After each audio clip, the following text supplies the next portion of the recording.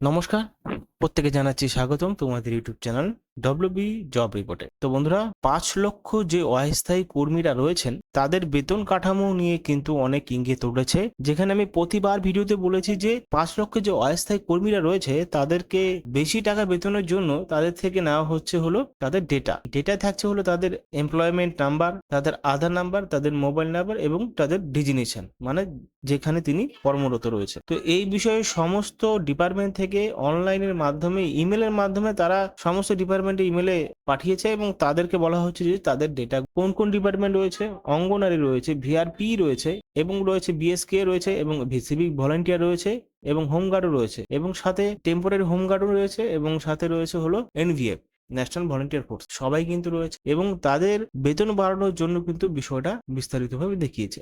কারণ এখন চলছে হলো ডবল ইঞ্জিন সরকার, মানে বিজেপি সরকার ডবল ইঞ্জিন সরকার, নো টলারেন্স হিসাবে কিন্তু সমস্ত কিছু দেখছে শুভেন্দু অধিকারী। এবং এটা নয় যে তাদের বেতন বাড়ার পাশাপাশি যে তাদের অন্য কোনো রিক্রুটমেন্ট হবে না, হবে সরকারি এবং বেসরকারির আন্ডারে অনেক রিক্রুটমেন্ট হবে। কারণ টাটা গ্রুপ যেটা আজ থেকে 15 থেকে 20 বছর আগে যেটা চলে গেছিল, জিরো টলারেন্সের হিসাব করে শুভেন্দু অধিকারী সেই কোম্পানিটাকে নিয়ে আসছে ভারতে এবং টাটা গ্রুপে সবাই চাকরি পাবে এবং সবাই চাকরি করতে পারবে, নিম্নতম কোয়ালিফিকেশন যোগ্যতা অনুযায়ী এখানে চাকরি করতে পারবে এবং ভালো অর্থ মাইনে পাবে। তো এবার বলছি অঙ্গনারী এবং সিভিক ভলেন্টিয়ার এবং ভিআরপিএস যত সব কন্ট্রাকচুয়াল বেসিক কাজ করছেন তাদের নিয়ে কি বড়সড় সিদ্ধান্ত নিতে চলেছে। সিদ্ধান্তের উপর পরিকাঠামো তৈরি হয়েছে হলো 22শে জুন 2026-এ। ওই দিন থেকে শুরু হবে প্রকৃতি নিয়ম এবং সেই দিন থেকে যারা নিয়োজিত রয়েছেন সমস্ত অস্থায়ী কর্মীরা তাদেরকে বেতন কাঠামো সেই দিনই বাড়াবে, 100% বাড়াবে, প্রত্যেক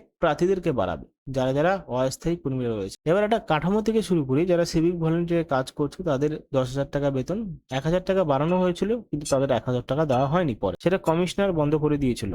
সেই বেতনটা নিয়ে উল্লেখ করতে পারে এবং 15 থেকে 20 হাজার টাকার মধ্যে তাদের হতে পারে। অঙ্গনারীদের 10,000 টাকা দেওয়া হতো, তাদেরকে 5,000 টাকা বা 20,000 টাকা হতে পারে। ভিআরপিদেরও বেতন বাড়তে পারে, যেখানে ভিআরপিরা যেদিন মানে নো ওয়ার্ক নো পে এবং তাদের 30 দিনে 20 দিন কাজ হতো, এখন 30 দিনই কাজ হবে এবং তাদের বেতনটাও বাড়ানো হবে। এবং সাথে যারা যারা কন্ট্রাকচুয়াল মানে সরকারি কন্ট্রাকচুয়াল পোস্টে কাজ করছেন, মানে বিএসকেরা রয়েছেন, তাদের বেতন থাকবে 28,000 টাকা নিম্নতম বেতন। এটা কিন্তু ইঙ্গিত পাওয়া গেছে। তো আজকের এই ভিডিওতে পুরো বিস্তারিতভাবে আলোচনা করবো এখানে ডবল ইঞ্জিন নিয়ে কি কি ঘোষণা করছে। এখানে আমরা দেখে নিই যে দেখতেই পাচ্ছ এখানে কি বলা আছে, একটু ভালো মতন দেখো যে বিষয়টা এখানে কিন্তু স্পষ্ট হচ্ছে যে এখানে 22 জুন বাজেটে কি ডবল ইঞ্জিনের বড় চমক, পুজো অনুদান থেকে কি হকার নীতি বিরাট রদবদলের জল্পনা।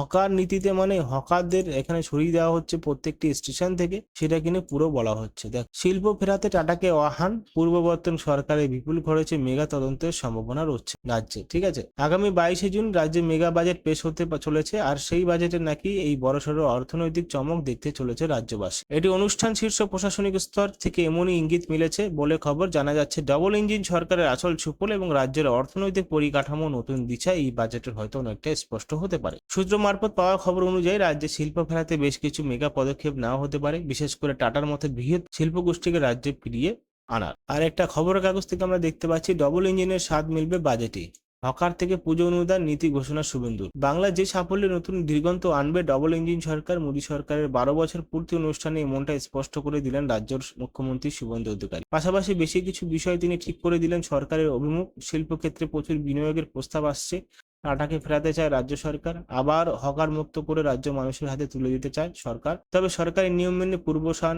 দিয়ে হবে হকার উচ্ছেদ। পাশাপাশি শুভেন্দুর হুঁশিয়ারি, বেলডাঙ্গা মেথাবাড়ি সামেরগঞ্জের ঘটনা সহ আসানসোল ফাঁড়িতে আগুন লাগানো আর পার্ক সার্কাসে পুলিশকে পাথর ছোড়ানো ঘটনার পর্দাস্ত করা হবে না, তাহলে তার থেকে খারাপ মুখ্যমন্ত্রী কেউ হবে না। পুজোর সরকারি অনুদানের বিষয়টা এদিন স্পষ্ট করে দিয়ে শুভেন্দু জানিয়ে দিয়েছেন যে সমস্ত ছোট পুজো কমিটির অনুদান দরকার, তাদের পাশে থাকবে সরকার। সকলে অনুদান দেওয়া হবে না, অর্থাৎ বড় ক্লাবগুলি আর অনুদান পাবে না। নিউ টাউনের বিশ্ব বাংলা কনভেনশন সেন্টারে প্রধানমন্ত্রী নরেন্দ্র মোদীর কার্যালয়ের ভূয়সী প্রশংসা করেন শুভেন্দু। রাজ্যের অর্থনৈতিক পরিকাঠামোর দিশা কোন দিকে যাচ্ছে, ঠিক আছে, এটা কিন্তু বোঝা যাচ্ছে। মানে এখন যে দুর্গাপুজোটা হবে, আগে কি হতো, সমস্ত ক্লাব থেকে শুরু করে যাদের কাছে বেশি টাকা থাকতো তারাও কিন্তু এই টাকাটা পেত পুজোর অনুদান হিসাবে। এবং এখন কি হচ্ছে, যারা পুজো করতে পারবে না, যাদের কাছে সামর্থ্য নেই, তাদেরকে কিন্তু এই টাকাটা দেওয়া হবে। কিভাবে দেওয়া হবে, তাদের কাছ থেকে সমস্ত খুঁটিনাটি নেওয়া হবে, পূজার সার্টিফিকেট নেওয়া হবে এবং তাদের কতদিনের পুজো চলছে সমস্ত কিছু নিয়ে কিন্তু এই পরিবেশনা শুরু করবে। এবং 22শে জুনই দেখতে চাই আমরা প্রত্যেকের যারা 5 লক্ষ অস্থায়ী কর্মী আছে তাদের বেতন কাঠামো কি হচ্ছে সমস্ত কিছু যদি তোমাদের মনে কোনো প্রশংসা থাকে এবং কমেন্ট করার ইচ্ছে থাকে অবশ্যই করো, তাহলে তার উত্তর দেওয়ার চেষ্টা করব। সাথে আমি আরও ভিডিও বানানোর চেষ্টা করব যেখানে যেখানে মানে বেতন বাড়ানোর কথা উল্লেখ রয়েছে আমি কিন্তু তোমাদেরকে সবার আগে আপডেট দিয়ে দেবো। আজকে এটুকুই, ভালো থাকবে।